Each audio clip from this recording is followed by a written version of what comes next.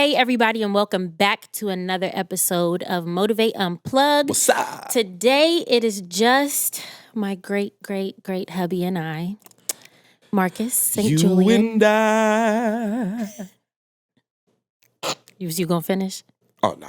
Okay, all right. So, it's just us today. The rest of the team is not with us. They took a break. Yeah, we gave them a little break from recording back to back to back, but they'll be all right, you know. Y'all will record again. All right, so today we have our topic on serving together while married. Yes. Because if you don't know, just to give you guys a little backstory, Marcus and I, we do serve in ministry together. I work in a Bible college currently as a student records administrator. So I handle transcripts and degrees when that time comes around. So for me as a student records administrator, the busiest time for me is at the beginning of the semester and at the end. Usually getting everybody registered and all that stuff. And then at the end, putting in grades and getting prepared for the next season, the next session. Yeah. And she's also a worship leader, a blogger, motivational speaker, a mother of two. She gardens in late afternoons. She also she knits and makes quilts. And no, I really do want to learn how to do that, though. I can just imagine the closet is going to be full of just quilts. Jesus help us. I'll make you cute little beanies. Oh, my God. So, yeah, Patience does a lot. So, and... Well, so do you. Yeah. Well, go on ahead. Tell us what you do, sir. Oh, God help us. So right now I'm actually a technical director. I am a preacher, a worship leader, graphics. He's a pastor, guys. Oh, here we go. He just officially got all of his certification. He's officially pastor. He can't stand it because I walk around the house and be like, Pastor, can you pray for me, please? Woo, okay. All cameras got a shot of that face. But yeah, so we stay busy. We always have something going on. And then we got MOTIV8. So yes. We got MOTIV8, the St. Julians, Marcus St. Julian, then Patience St. Julian. It's a lot of brands. It is. Yeah. It's not as easy as people think. No, it's not easy because especially for you guys as consumers and supporters, we thank you guys because those of you who have been supporting us through the beginning, who already knew all of that stuff, you all have been here from the jump. Since renovation, worship. Yes. Yeah. Yeah. So, you know, we just thank you guys for all your support. You know, thank you to everybody who is just now finding out about MOTIV8. Or either one of us, and you're tuning in. We appreciate all of your support so much. It's appreciate it. Yes. Oh, and thank you for bearing with us in our seasons of we'll get stuff out, and then it's like there's a little moment of a pause, Salah. It's because we tired. Yeah, not only that, it can be a lot for the consumer, okay? Yeah. So, you know, we're in the fledgling stages of a lot of things. So you guys are watching us, you know, from fledgling stages to continuing to grow. So, you know, we don't take that for granted that you guys are with us and sticking with us. Well, moving on. We got some questions here. We asked online to have some people send us some questions of what they had on what it's like to serve together while married, because it's not easy. Yeah. And I think right now, with young adults, we want to know how to get it done and get it done properly and get it done efficiently. When I say get it done, survive marriage, because so many marriages are falling apart in ministry. Yeah. You guys know, you'll see a blog or something come up and it's just like, oh my gosh, my heart. Yeah. It's like seeing ministries literally go through transition because the leaders and their spouse all obviously, you know, have issues or whatever it is. But even if you're not in that high level of ministry, just serving God together is tough when you have the enemy attacking you. You have just the world saying what your marriage should be. Yeah. And it's like, no. Our marriage has a different standard compared to what the world standard is of what a marriage is. So we wanted to be able to have this conversation to let everyone be able to ask some questions and say, okay, how do you do it without killing each other? Yeah, literally. You know, because some days you may want to fight. Oh, yeah. I mean, put pause on each other. But I feel like that's let me stop. But yeah, that too. But I feel like that's one of the biggest misconceptions on Christian marriage and godly marriage. That it's all perfect. Yeah. It's just all daisies, roses, and, you know, everything's perfect. And, you know, Jesus loves us, so we love each other. Praise No, the Lord, honey. yeah, no, it ain't that. And I Yeah. think if people were able to take off that expectation of marriage, I think a lot of marriages could be doing really, really good. Yeah. And it's crazy, you know, we're having this topic discussion now because I was just talking about it, having the revelation. I think it doesn't matter who you are, you finally get the revelation after marriage that marriage is not what you thought it was going to be. No, it's not a big And sleepover. yeah, and the thing about it is after marriage it seems like okay, everything was perfect, you know, things were going great, you know, not necessarily perfect, but we were happy and things were going beautifully, and then after we got married it's like everything just fell apart. But you have to realize that as a Christian, even if you're not a Christian, you have to realize that after marriage, that is when the enemy is really going to attack you, because he does not want to see the institution of marriage in a Christian biblical way be carried out. No. If we have a true understanding of what marriage is, then that is when we can go into it, you know, understanding that we are going to get attacked in these areas. So we're better off sticking together and fighting the enemy, not fighting each other. Exactly. And I think that's the biggest revelation that people have to get, especially as millennials, because there are a lot of young millennial, you know, married couples. Yeah. And people are getting married younger in our generation. Yeah. Well, not really. Really? Not really. No. I see so many people just getting, maybe not getting married younger, but getting married faster. Yes. I think that is one of the things. Faster. Yes. Yeah. Faster, not younger, because now. Oh, yeah. People were getting married at like 16 back in the day. The issue is now Black women are not wanting to get married. Yeah, that's a big thing too. You know, that's a big issue. So young millennial Black women who are career driven, who have great careers, and they don't want kids, you know, they don't want to get married because they don't want that threat. They view it as a threat. But there is also the understanding, and it's not just like it's a threat, but it doesn't fulfill who they want to be. Right. And I think before it was like, you know, generations before felt of, I have not achieved success until I have all the great things I want, but I have marriage and kids. And our generation is like, man, forget that. Like, I'm going to do what needs to be done for me, which is not a problem. Yeah, it's not a problem, because for our generation, a lot of us saw our aunts or our moms or previous generations before us get married and completely give up everything for their marriage and their kids. Yeah. And so as millennials, you know, we're like, I'm not going to do that. I can have it all. You can have your cake and eat it. Exactly. But that starts in who you get married to. It does. It really does. Choose wisely. Yeah. I'm trying to tell you now. Take the time. This ain't even a question. Take the time in your dating, your courting, before you say I do. I don't care if you got a ring on your finger yet as an engagement proposal. Until the moment you say I do, that marriage certificate is signed and nobody ask any questions about, oh, well, why did it happen? Why didn't you guys break up? Because I needed to survive. If you need to put a stop to a marriage because you feel like if I look now, I'm 10 years down the line, I'm probably not going to like this person, run. Yeah. It's real. It's really real. real. So let's get into some of these questions because we've got a few. All right. So first question, how do you balance your service, family time, and financial responsibilities? Loaded question. Yes. There is no balance. There is no such thing. For me, I feel like what's worked best for us is, and it's a little different because we're literally, our whole life is melded together. Like, it's not like Patience works in another type of field and we've literally for like the last 5 years worked in the same building together. Yeah. Our kids are in the same building. So the whole conversation of balance is not like, I need to really hurry up and find out how I can spend time. I've been with you the whole day. Our thing is, okay, we need some time alone to like calibrate and get back to ourselves a little bit. But for those who are separate, you do have to find the balance because ministry can overtake you. Yeah. And it can become, ministry can become a mistress. And when I say that, it's like, if you're not careful, your schedule can become consumed.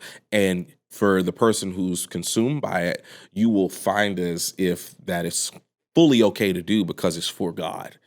But that's not what God called you to do. Your first marriage is at home. Yeah. Your first ministry, not marriage. There's not more than one marriage. your first ministry is at home.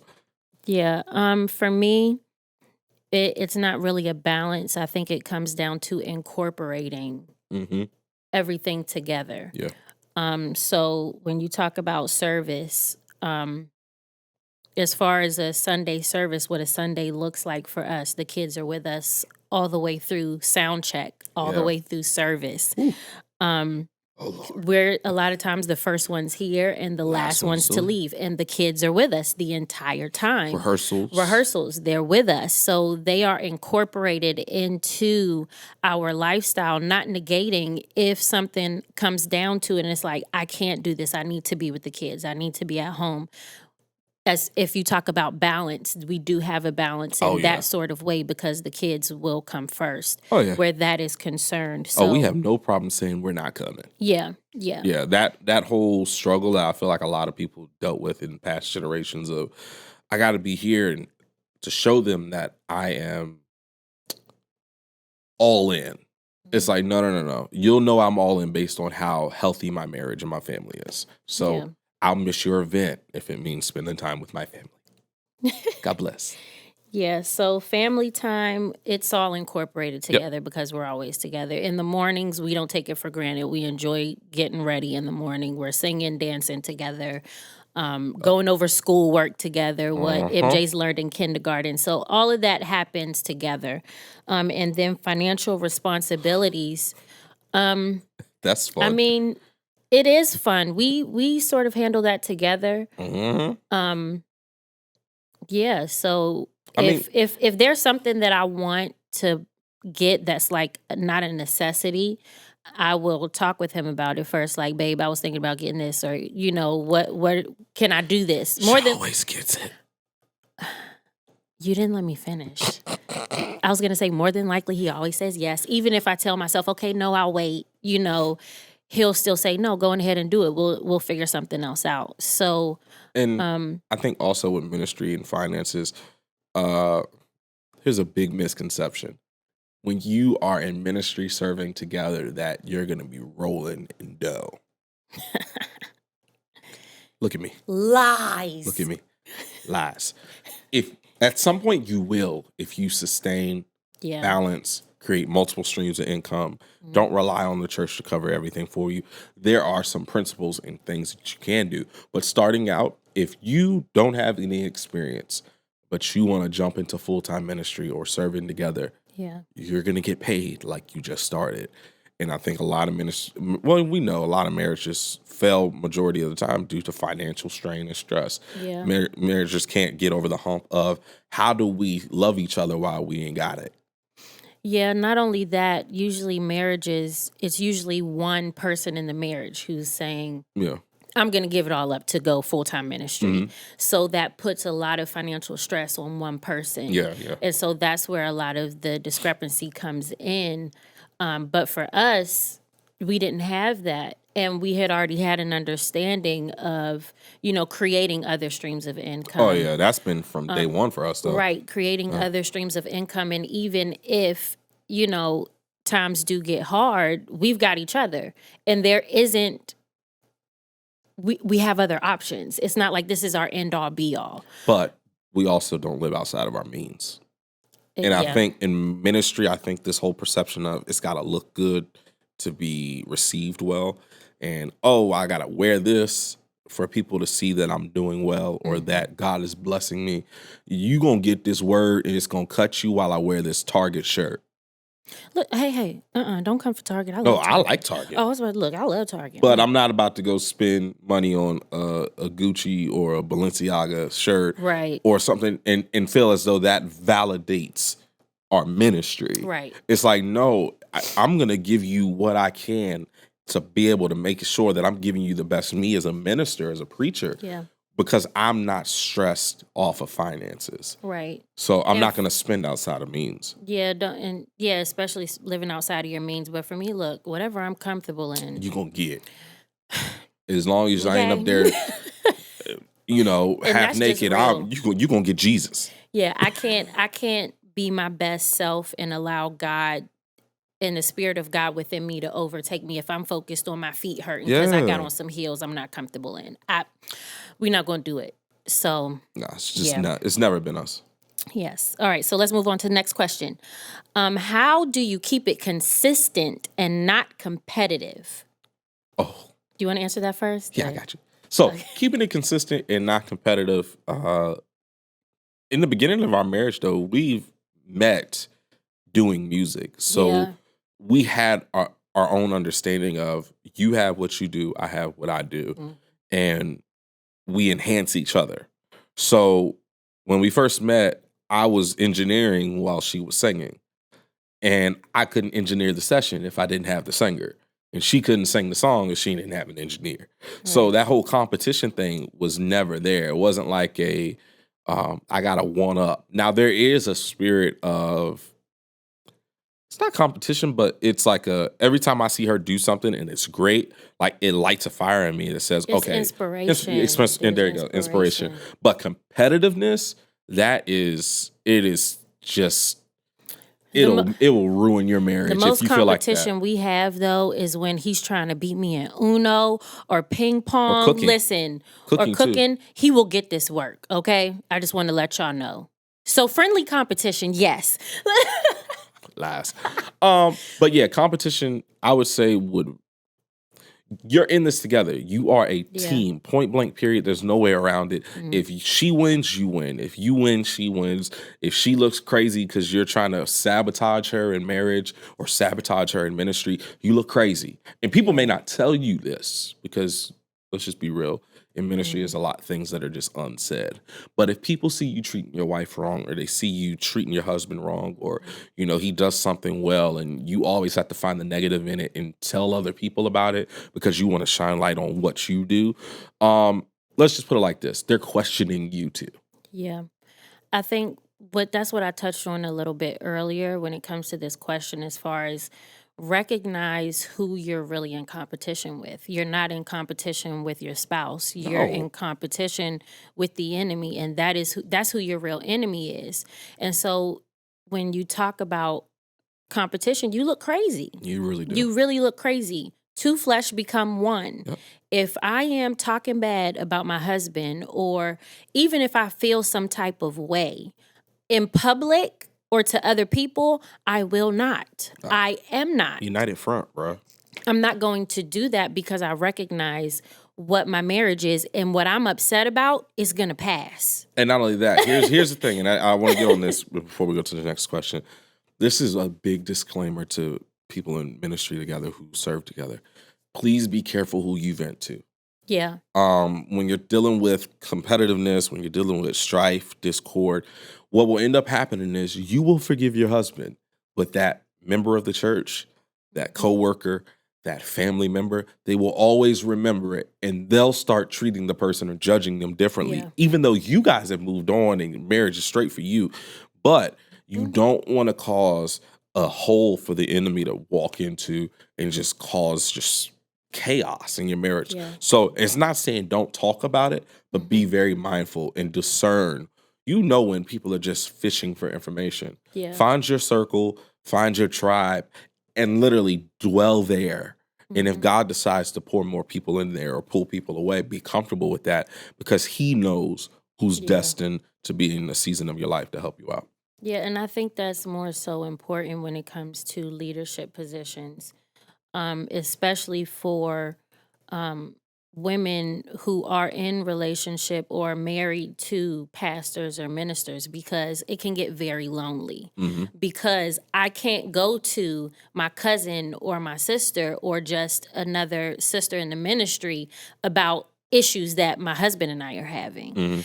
And so it gets very, very taboo. So it's important that you do have your circle or your tribe around you, those few people, because it's not going to be a lot. No. It's literally one or two people that you can really confide in and talk to and get counsel from, godly counsel and wisdom from, in order to make it through those seasons, because it can get tough. You can't go to everybody, especially if your wife or your husband holds a position, a very powerful leadership position. You have to you have to cover that, because when you talk about competition, that's in a way you're removing the covering that you have a responsibility to uphold your spouse under. And if you have that in your relationship, you're removing that covering and allowing the enemy to come in. Point blank period. Here we go. Question number 3. What are the primary struggles and how do you set boundaries and keep the romance? Bum, bum, bum, bum. Primary really struggle. trying. Y'all said romance. He gonna start singing this song. Primary struggles, I think, and I'm sure they're gonna be different for both of us. For me, the primary struggles are for him when I feel like he's doing too much that he shouldn't be doing. And so for me, that's a struggle, because it's What you like, mean? Hold it. Go a little deeper in detail there. okay, so our hours are from 9 to 5. Okay, when you're in ministry, you know There's those are no not such your thing. those are not your real hours. Okay. However, for me, where I said, a primary struggle for me. So if it's like 5 o'clock, 5:15, 5:30, we're supposed to be picking the kids up and heading home. To me, in my mind, okay, this is the time we're dedicating to our children and to each other. Because even though we work in the same building, we do a lot of things together.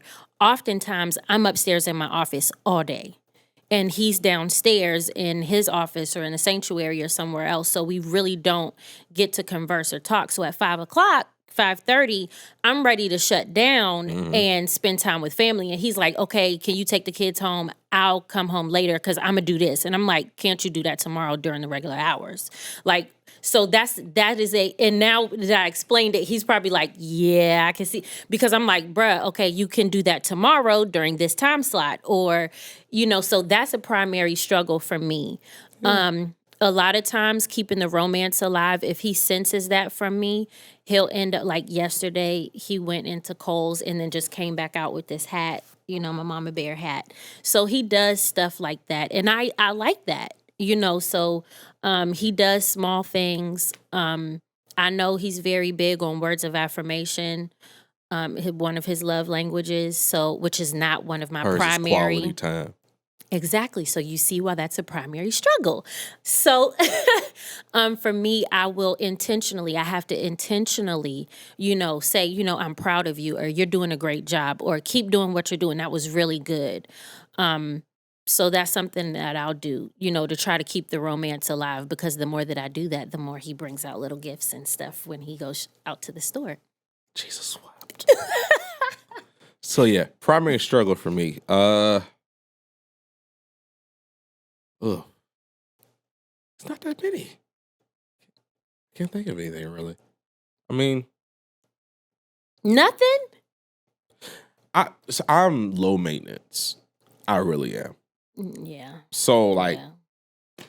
I don't have any of those qualms or like, oh my gosh, this like really, really irritates me. Or I think one of the struggles would be, I guess, balancing time when it comes to getting content and work done. That's probably one of my biggest qualms. And it's kind of hard right now because like we don't have a nanny and we don't have like a dedicated, like, all right, this who watches the kids. The kids can go here, and we can go to the studio, get some work done. Because here's the thing. When we get together and we just work without any issues or anything around or anything pulling us away from it, we can knock a whole album out in like a week. Yeah. But it's like, that's frustrating for me because we know what it used to be like in the past. And now it's like, oh crap, we got 2 kids. We got a whole ministry to do. So re-evaluating the output level of what our current situation and circumstance is, and not getting frustrated and saying, I want it to be the way that it used to be. It'll never be the way it used to be. Life moves on, the life changes. Yeah. So that would be a struggle. Romance. Well, conflict. What was the question? Conflict? Oh, boundaries. Primary boundaries. That's yeah. a good one. So boundaries, we don't really talk ministry outside of church. When we get home, like, it's not like we're sitting in the room talking about, oh my gosh, sister so-and-so, we gotta really figure. No, bro. And I feel like that works for us because what'll end up happening is your conversation will only be church. Your conversation will only be ministry. And it's like, it's still ministry if you're talking about you. Mm-hmm. So really double check that, because like I had to check myself a few times. It's like, I need to shut up. All I keep talking about is church. Like just being, conscious, self-conscious and saying, okay, all right, is what I'm talking about, is it as engaging to her as it is to me? Because I'm excited about anything with ministry. Like I'll get excited about a new stage design, a new lighting plot. I'll get excited about a new sermon series. Like, what was it? A few days ago, just as a sample here. A few days ago, I got back to the house. I forgot what I was doing. I ran out. It was like 3 a.m. Came back to the house. God had dropped something like heavy, right? Super excited about it. I'm like, for me, I'm like running the house. I want to turn all the lights on. Girl, look at what God did. Look what God said. So I'm excited. I'm going in the house. I'm trying to be quiet, right? And then I walk up and she's sitting on the couch and she's awake. And I'm like, look. And she's like, boy, if you wake these kids up. So like those boundaries of, all right, chill. There's still time. You got a whole lifetime to live with each other. So little things like that. But that would be a boundary of knowing when to kaput and, have that romance before we get off this question. You won't gonna let that go. No. No. It's worship. Romance. Whatever you did to win her, you got to do to keep her. And vice versa for the women, because that phrase is said so much about men that a lot of times women forget too, because so much changes, especially when you start building your family. So whatever you did to keep them and get them kids, you got to keep doing it. And we're going to leave it at that. Yeah. We'll do another episode on that for the grown folks. All right. Next question. Next question. How do you serve together and approach nurturing and respecting your in-laws from a biblical perspective? I felt like that was a good one, especially after talking about boundaries. Mm-hmm. You want to get that one first? How do you serve together and approach nurturing and respecting your in-laws from a biblical perspective? For me, when I think of marriage initially, the first thing that comes to my mind is leave and cleave. And two flesh become one. Mm-hmm. So for me, my first mindset is to protect my marriage above all else. Yeah. Regardless of, parents, regardless of grandparents, aunts, uncles, cousins. To me, I have to protect my marriage because things can happen, in other dynamics. For example, with children. One of the biggest arguments that men have when they get married is all she's worried about is the kids now. I don't get any love. It's like I'm not even in the room when we're all together. It's just them and the kids, her and the kids, and I'm on the outside.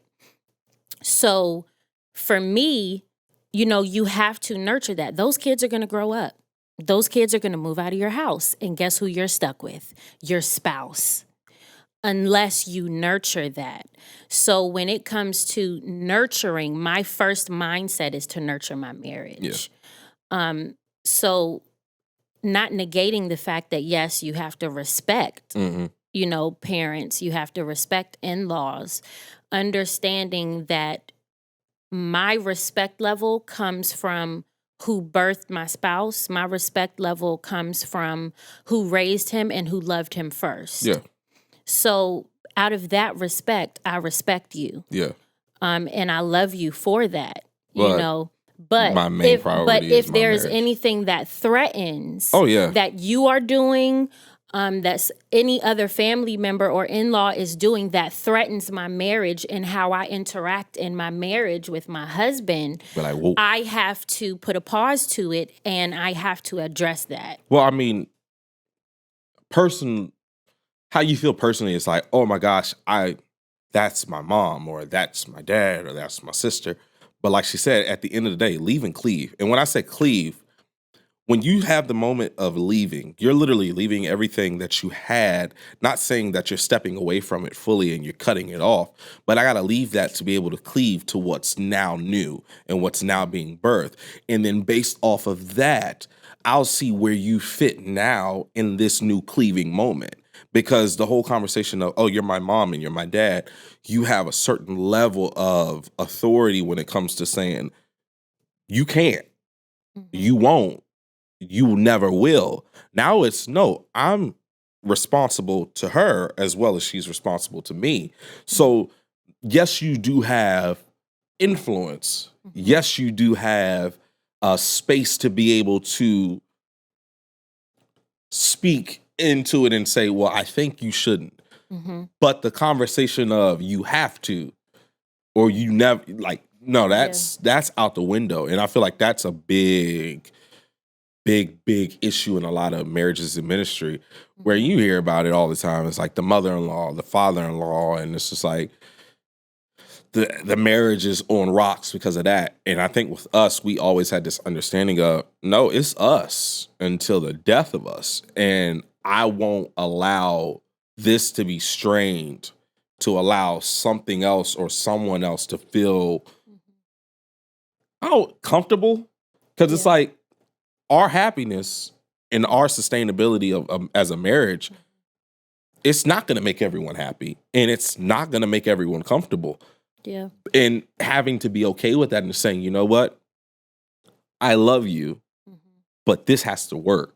Yeah. This has to survive. This has to be able to make it through this season.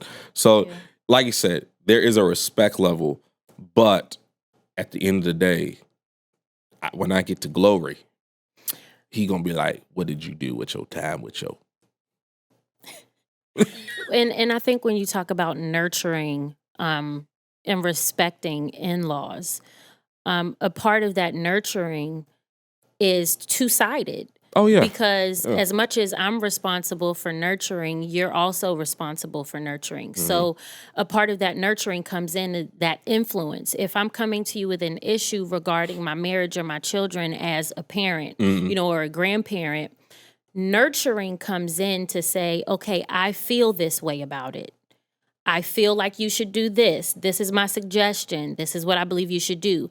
And still being okay if I don't do A, B, and C, what you gave me. That is a part of nurturing. So that respect and nurturing goes both ways. You have to respect as much as I respect your influence, you have to respect my decision. Yeah. You know, and a lot of times the issues come in where it's one-sided. I listen to you, but I don't take your advice. And so that causes tension and issues. And then, so for me, it was like, okay, that can cause tension, but being understanding and knowing, okay, just as tough as it is for me to say, no, I'm not going to receive that instruction and do it. It's got to be tough for the other side to say, I've been, telling this person to do something for over 20 years. And now they're in a position where they're saying, now I'm good. Because back then there was no option. Right. It was you're going to automatically receive my instruction and you're automatically going to hand and, carry it out. Right. And now it's not just a one person's perspective on what the instruction is given. It's all right, I receive your instruction. Let me process it, but also let me process it with my spouse. Yeah. And that some people can't. It's hard to transition through. Yeah. So it is sometimes a transition phase. Yep. What's next? How do you handle being put on a pedestal because you serve and are in the godlight? For example, other couples labeling your marriage as relationship marriage goals. Does that make it hard on your marriage? So does other people's perceptions of your marriage, does it make it hard on your marriage? No. Not for me. I feel like it doesn't. I don't feel like it does either. And when the example, other couples, labeling your marriage as relationship or marriage goals, I don't think that makes it hard. I think for me, I take it as a compliment. Not only do I take it as a compliment, but I don't take that lightly. No, you can't. One, because of the negative stigma that marriage has in the world. And what we view marriage as. People don't want to get married. People don't view it as something positive now. So for other people to look at your marriage, at your union and say that's goals, I don't take that lightly. No, you can't. And so for me, on the back end of that, that makes me want to work harder in my marriage and to be the wife that God has designed me to be for my husband, and for us to continue to grow in that. So that doesn't make it hard at all. No, and it doesn't make it hard for me. Like she said, it's a compliment because we are so forthright with our struggles with our marriage. Like I've had people come up to us and say, "Oh my gosh, you guys' marriage is perfect and your kids are so beautiful and you guys are doing so great." And, compliments and stuff. And it's like, all right, let's tell you the real. But just this morning, we was ready to chew each other's head off just getting out the door. But but we're honest. And I think that's the compliment because they still decide to say it. Even after we tell them the other side. It's like, here's our highlight reel. But here's the outtakes and the bloopers. And to get the highlights, you must have the outtakes and the bloopers. Yeah. You can't have all this without having this. So that is a major thing. Because if it's just this, I guarantee you it's fake. Yeah, oh yeah. And it's not real. Absolutely. And it's in marriage, in ministry, there are a lot of fakes. There are a lot of phonies. And you know when it's real, when it sustains the test. Yeah. And, a lot of people, have created glass marriages. And it's like, oh, I'm going to keep polishing it. And it's like that first rock hits. And it's just like, I don't want to do this anymore. Yeah. Oh, no. So, yeah. All right. Do you ever feel like you have to be poised all the time?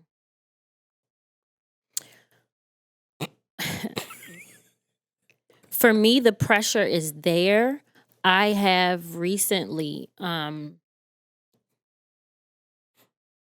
taken that pressure off of myself, I'll say, because a lot of times it is self-inflicted. Yeah. Where you feel like, okay, I'm in the limelight. Everybody's going to be looking to me. So I have to look good. I have to do this. I have to make sure the kids are straight. I have to, be on all the time. Man. But I've recently, taken that pressure off of myself to not feel like I have to do that. Listen, I'm human. And if I want to wear a hoodie and a ball cap today, I'm going to wear my hoodie and my ball cap. I be telling her all the time, girl, you ain't got to put no makeup on. You look good. You look fine. He really does, but I love her natural. I love her dressed up and made up too. I love her face beat. But I know what it takes to do that. It's a lot. So it's like, that's why I don't do it every day. It's special occasions, y'all. Sundays are special occasions. But here's and this is where I would want to encourage people when it comes to being poised all the time. The message that's inside of you that God is giving you will translate regardless of what people would say you look like. Oh, if I preach fire, but your face isn't beat, that doesn't negate the fact that the message is the message. Yeah. If you make a video and it's an honest conversation, like you do videos all the time talking about motherhood, it doesn't make it any less potent because you're not poised. Right. But then we get into the conversation of what is poised. Because is poise based off perception? Is that relative? Because what some people consider poise, others would consider gaudy or consider extra. And it's like, it depends. Like you have certain denominations who would consider being made up as being extra. And you have some who say, well, having no makeup on isn't right. So it's just do what works for you. Yeah. And people will be able to see the authenticity translate. So I think for us, we're authentically us. And like, yo, you gonna get this video whether I got this fade or not. I'm gonna pop this hat on and we gonna talk. You gonna get this song whether the package is right or not, because it's something inside of you in ministry. It has to be birthed out. And based off of what your responsibilities are, whether it's children, marriage, however much you have on your plate from ministry, you may not just have time to be poised all the time. Yeah, and I think, and for me, one of the reasons why I took that pressure off of myself was because the pressure became too much for me to bear and handle on my own every day. It's too much. So even some Sundays, I will maybe just put on some foundation, powder, like a light powder, and just my eyelashes and do my eyebrows, and that's it. She look good. Other Sundays, I want to do a full face with my contour, have a popping lip and everything, but that's not every Sunday. That's not every day for me. But the point is, you know, I had to take the pressure off of myself and do what worked for me and what I feel comfortable with. And I think one of the biggest revelations for me was one Sunday, I didn't do my makeup at all before we got here to the building. Oops. And one of the younger girls came up to me and was like, oh my gosh. She was like, you look so different without makeup. And I was like, is that a bad thing? She was like, no, you look beautiful. You should do it more often. And she just gave me a hug. And I was like, wow. Like, because you feel like, especially as with young girls or young men watching you, they are watching very, very closely. Oh, yeah. They are watching so close. And you have to be cognizant of the message that you are sending to them, because whatever perception they receive it through, that's what they're going to act out. Yep.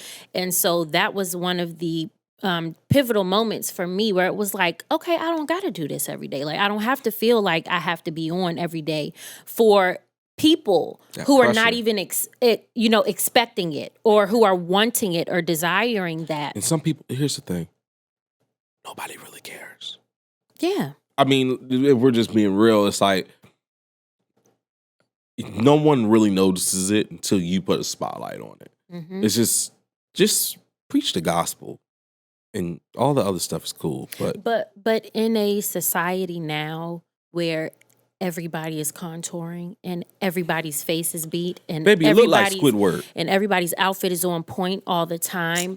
The demand now for people to see you in your real authentic self without all of that is higher, than it's ever been. You got Alicia Keys not wearing makeup. It's just, I think the trajectory of where we're going in ministry is we're getting away from the fluff. We're getting away from the looks. We're getting away from the style. We're getting away now. Just give me Jesus. Yeah, and not saying that you can't do if someone wants to send me some Virgil Nikes or some Virgil Gucci's or some Balenciagas or some Yeezys, some Boost. He getting real specific. If someone feels blessed, my Cash App is going to be in the Instagram and on the YouTube. But if you feel like sending it, it's not like I'm not going to be like, I don't want to wear them. Right. But that doesn't complete me. Right. Yeah. So, yeah, that's it. All right. Next question. Oh, you dropped your phone. Oops. Vote figures? Oh, this was a loaded one. Okay. Does the biblical order of husband covering the wife in the home also apply in ministry? In other words, is it proper for the wife to be the leader in the ministry over her husband, or does this ideally hinder how husband and wife serve fruitfully in ministry together? Let me get this one. So, it kind of goes back to what we discussed earlier. It comes back down to, are you in competition? When you're having a conversation of a spouse being in a higher position, especially a wife being higher than a husband, you see it now more frequently, like a wife being the lead pastor and the husband being either the assistant pastor or the co-pastor, or there's just some pastors, some husbands who choose not to pastor. Yeah. And, I think what God has called you to when it comes to leadership position, that should not shift your marriage. Yeah, or your honor and respect that you have for your husband. And I feel like that's a personal issue when it comes to, is the spouse feeling fulfilled. You're no less of a man or you're no less of a woman because your spouse holds a higher position than you or title in ministry. Like, you could be bishop all you want, lady, at the church. When you get to this crib, Big Daddy. Oh. But, also being real and just saying, hey, look, I respect what God has placed on you. Yeah. And when you have that and people see you have that, a lot of the discord and stuff that could be pushed in why ain't you preaching? You the man. Or why aren't you preaching? You the wife. You should be preaching on this week, or you should be teaching this. And it's just like a lot of it's just outside noise, just covering in insecurities. But to answer the question in a totality, no. You're still married Your husband still is the head of the household. Your husband still, has to protect you and love you. But if your wife is the lead pastor and in the meeting she tells you, yo, go move them chairs, bro, you better go move them chairs.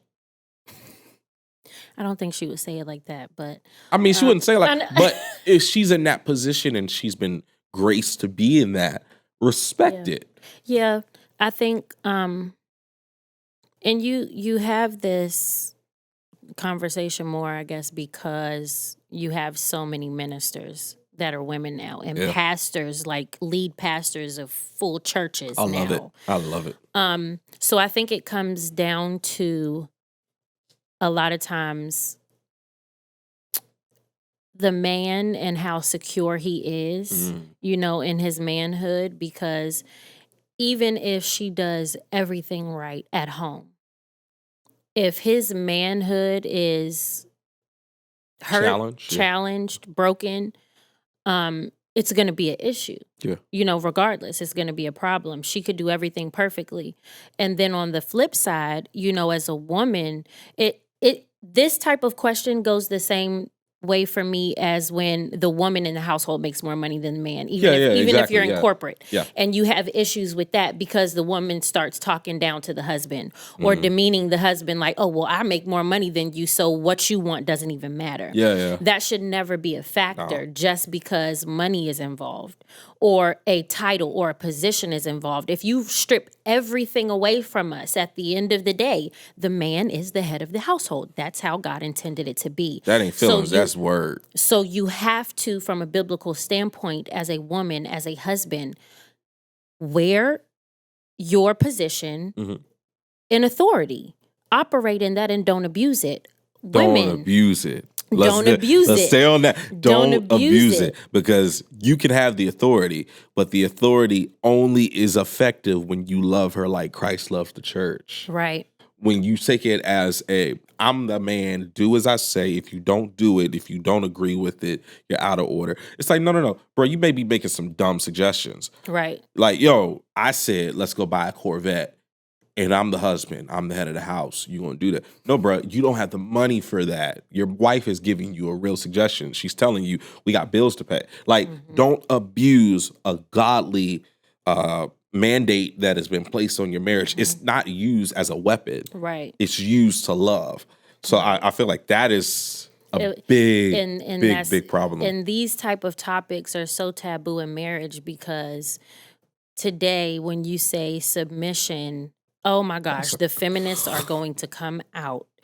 Women are going to rise up. And I can personally say for me, look, I was raised in a single parent household. My mom, raised 4 kids by herself. So the mindset that I had, I don't need a man to do anything for me. Bad all by myself. Bro, I don't need you to do this. I got it. I'm good. And that whole submission, women feel like when you say submission to them, that everything that they hold near and dear to their heart, that they care about, they have to give up. Yeah. And that's not true. When you talk about submission and submitting to your husband, you are submitting to the vision, to the goals. You are submitting to the vision and the bond that you all have together, this union that you have together. And when you submit, you are saying, I trust him enough that what I care about, my goals, my vision, my dreams, my aspirations and hopes, he will hold that and draw that close. And it's a priority. And not let it fall by the wayside, but encourage me in a way to where what I want also becomes what he wants also becomes what I want, and we still have a vision together. That is what submit means. It doesn't mean that I'm submitting to everything that he wants and only what like he jump wants. How high, or like to come into America, bark like a dog, a big dog. That is not it. That's not what God intended. There's for not marriage. enough teachings on submission and on marriage and just the complete unity of marriage. I think if we had a better understanding and understood what it truly means, that people would run to submit. You can't fully submit in a marriage. If you don't fully submit in your marriage, you're not fully submitted to God. But let's be real. Men, This is for us. No woman wants to submit to stupid. Facts. And we're not going to. That's where that's where you get the bullheaded woman. So it's like if your end all be all is I trust God, but you're making dumb decisions, they're not going to willy-nilly just throw everything into that. Women are automatically they're analyzers. They're going to analyze, okay, if we do what you're asking us to do, we're going to be broke in 3 weeks. That doesn't make her a problem woman. That doesn't make her a person you should line up to the firing range and everyone throw stones at her. No, listen to the counsel and make wise decisions for the both of you and for your family as a whole. Yeah. So yeah, it's pretty dope. That was a good question. Good stuff. All right, this is our last question. How do you guys lead together without making the band and team feel like your decisions are biased? Because we both are praise and worship leaders. I think it's a little different for us because we are so free in our creativity. So, and we don't think alike. As much as we love the same things, as much as we like the same processes, we see things through different lenses. And a lot of people different. They see us as twins, but truthfully, we like stuff completely different. Yeah. So, her perspective on, let's say we want to do the anthem. In my mind, I'm like, all right, we're not going to come into rehearsal and say, this is exactly how this is going. Everyone do it like this. No, 9 times out of 10 in rehearsal or something, she's like, babe, I think we should go back to the bridge. Or, you know what? I'm like, you know what? Let's try it. Or it's you know what? Hey, we're going to stick with just going to the chorus. We're going to work this way. So the whole concept of us coming to the team with like a dictator mindset, we've never had that. But I think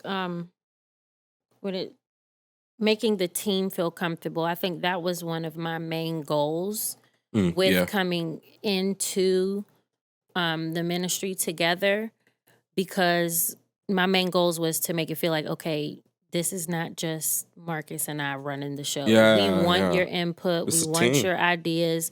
Send us songs. Send us, things you think we should do to incorporate that, and if it's something that we don't feel it can be done, we're always able to explain why, especially when it comes to praise and worship on a Sunday experience. It's a big why. There's a lot of things that are brought to us, and it's like, okay, if we're doing a worship night, we can incorporate this. But on a Sunday morning experience for corporate worship, we can't do that. So making the team feel comfortable and not feel like our decisions are biased. Yeah. There's a lot of explaining that happens. And it doesn't happen with everything across the board, because there are some decisions where it's just like, no, and we don't have to do that. But a lot of transparency and explaining does happen to alleviate that situation. Absolutely. Because I didn't even think about that again until this question was raised, and I saw it, because that was one of my initial goals, with coming into it. And then it was like, wow, I forgot about that. Mm-hmm. So it's just being intentional with just letting everyone know they have a voice, and then also letting people know, hey, it's not a dictatorship. Mm-hmm. It's not like us against you. We're all together. We're a team. And also, in the very beginning, now we've transitioned more to where he's passed a lot of the leadership over onto me.